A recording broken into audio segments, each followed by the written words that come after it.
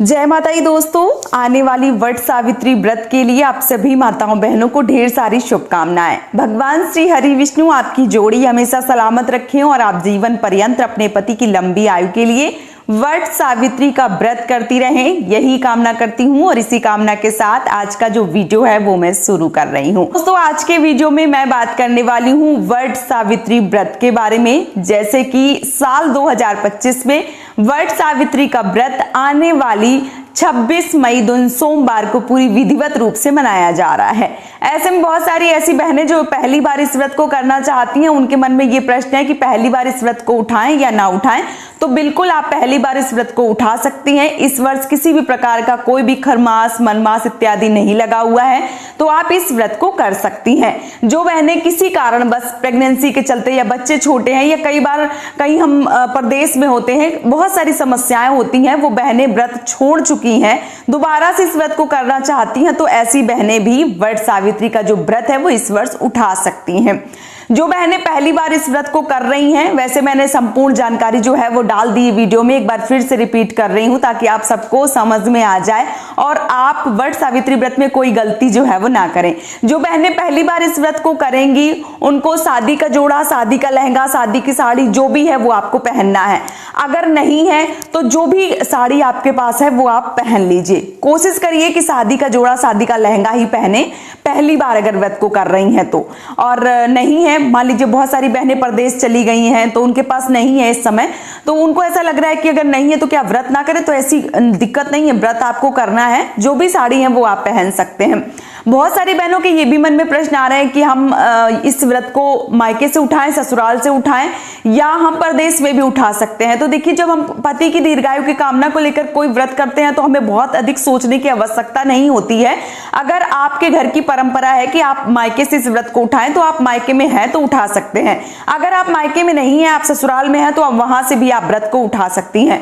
ऐसी बहनें जो अपने पति के साथ प्रदेश चली गई हैं और वट सावित्री का व्रत आने वाला है और उनको लग रहा है कि अब हम क्या करें, व्रत कैसे उठाएं, तो प्रदेश में भी व्रत जो है वो उठा सकती है, कोई दिक्कत जो है वो नहीं है। बहुत सारी बहनें प्रश्न कर रही हैं कि दीदी जो वस्त्र इत्यादि हैं वो हम मायके का ही पहने या ससुराल से भी पहन सकते हैं। तो देखिए, ससुराल पक्ष में क्या होता है, कई बार लगता है कि जो भी पहले त्योहार आते हैं वो मायके की तरफ से ही आए, या जो भी व्रत हम करते हैं तो मायके की तरफ से आए। अगर आपके घर वाले दे सकते हैं तो आप मंगवा लीजिए, अगर नहीं दे सकते हैं तो आप पति के पैसों से, स्वयं के पैसों से या ससुराल के पैसों से सारी चीजें जो है वो खरीद के विधिवत रूप से पूजन कर सकती हैं। अब बहुत सारी ऐसी बहनें जो पहली बार इस व्रत को कर रही हैं और उनके मन में बहुत सारी असमंजस की स्थिति है, समझ में नहीं आ रहा है कैसे करना है। तो देखिए, आपको क्या करना है, बहुत ज्यादा परेशान नहीं होना है। 1-2 दिन पहले से ही सारी तैयारी जो है वो करके रख लीजिए, क्योंकि इस व्रत में जो सुहाग का व्रत है तो सुहाग की सामग्री जो है वो लेना पड़ता है। कच्ची अड़िया या कच्चा सूत, जो भी जिससे फेरे लगाते हैं आप, या नहीं मिलती है तो फिर आप कलावा जो है वो ले सकते हैं। तो आपको श्रृंगार का सामान खरीदना है। अगर आपके यहाँ साड़ी चलती है वायना के रूप में तो आप वो खरीद सकते हैं, अगर नहीं चलती तो बहुत ज्यादा परेशान नहीं होना है। श्रृंगार की जो भी 5, 7, 11 या 16 श्रृंगार जो भी आपके बजट के अनुसार है वो आप खरीद लीजिए। और बांस की डलिया और बांस का पंखा जो है वो खरीद लीजिए। इसके साथ ही साथ कच्चा सूत, कच्ची अड़िया या कलावा जो भी मिल जाता है वो आपको खरीद लेना चाहिए। बहुत ज्यादा तामझाम करने की आवश्यकता नहीं है, जो चीजें मिल जाएं उतने में आपको पूजा जो है वो कर लेना चाहिए।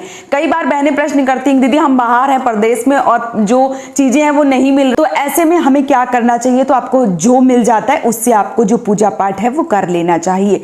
अब जो बहनें पहली बार इस व्रत को कर रही हैं उनको क्या करना है, 25 तारीख को ही रात्रि को 10-11 बजे तक आपको जो मान लीजिए कि ब्रश वगैरह है वो सब कुछ करके एकदम से रेडी रहना है। 12 बजे के बाद जो भी पानी है, भोजन इत्यादि नहीं करना होता है। और बहुत सारे घर की परंपरा सुबह 3 बजे के बाद जो दिन है वो शुरू होता है, लेकिन कई जगह पे 12 बजे के बाद, जैसे हमारे यहाँ 12 बजे के बाद दूसरा दिन लग जाता है, तो हमारे यहाँ 12 बजे के बाद कुछ भी नहीं खाया पिया जाता है। तो कोशिश करिए कि 11 बजे तक हद्दो हद्दा ब्रश वगैरह जो है वो कर लीजिए और जो व्रत है वो आपका स्टार्ट हो जाता है।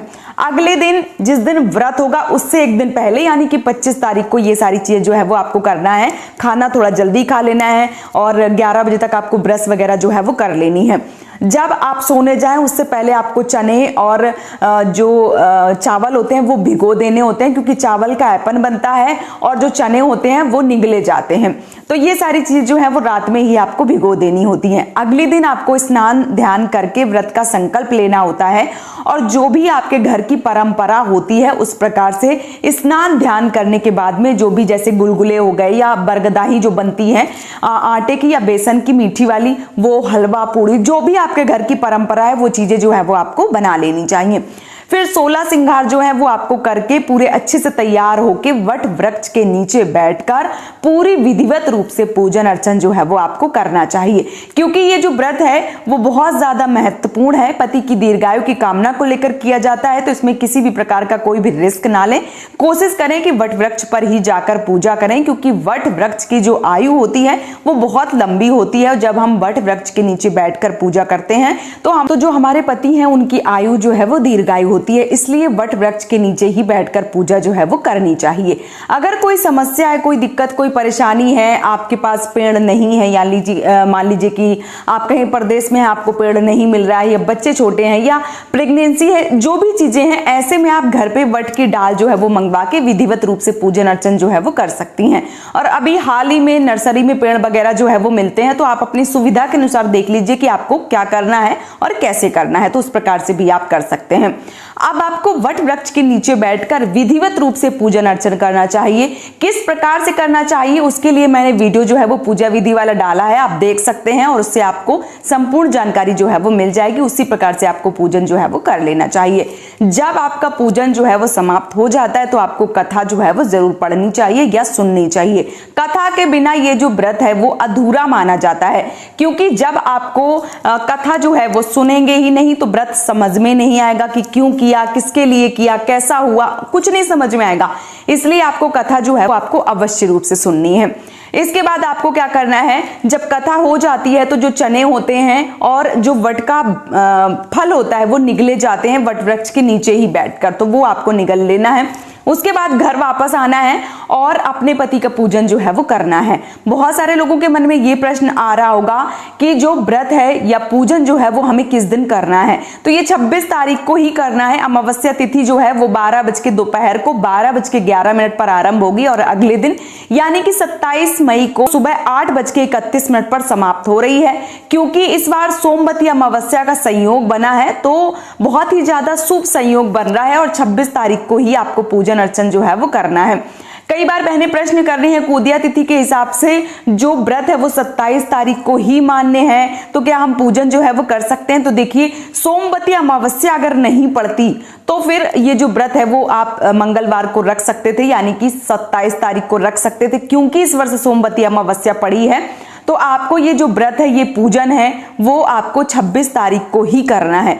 लेकिन अगर आप करना चाहते हैं, आपके मन में ये प्रश्न है कि मुझे 27 को ही करना है, तो अगर आप 27 को पूजन करना चाहते हैं तो आप सुबह 8:30 बजे से पहले ही पूजन अपना समाप्त कर लें, तो आप ऐसा भी कर सकते हैं। अब बहुत सारी बहनें जो व्रत करेंगे उनके मन में ये प्रश्न आ रहा है कि जो अमावस्या तिथि है वो 12 बज के 11 मिनट पर जो है वो शुरुआत हो रही है, तो क्या हम सुबह जल्दी पूजन जो है वो कर सकते हैं? क्योंकि इतनी देर तक भूखा प्यासा जो है वो नहीं रहा जा रहा है, तो क्या सुबह अगर हम पूजा कर लेंगे तो उसका पूर्ण फल मिलेगा? तो हाँ, बिल्कुल।